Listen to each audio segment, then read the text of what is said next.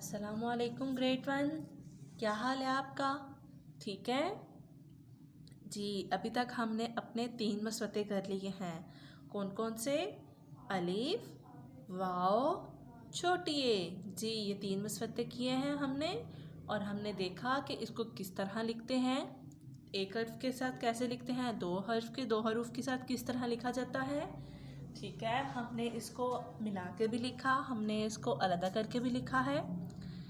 जी, आज हम अपना एक और नया सबक पढ़ते हैं जिसका नाम है बात मानो। जी, इसका नाम है बात मानो। बात मानो से मुराद अपने बड़ों की बातें माननी चाहिए।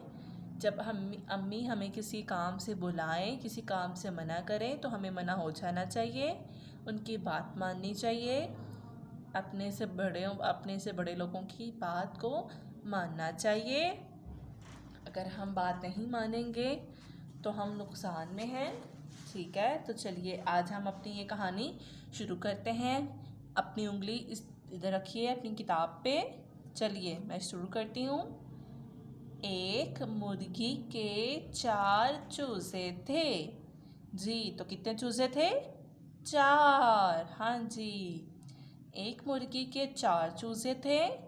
नरम नरम प्यारे प्यारे। ये देखिए, ये चूजे हैं 1 2 3 4। ये 4 चूजे हैं।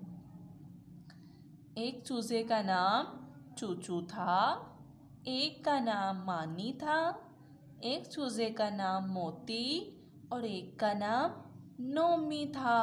हाँ जी, वो खुश खुश अम्मी मुर्गी के आगे पीछे दौड़ते। ये है उनकी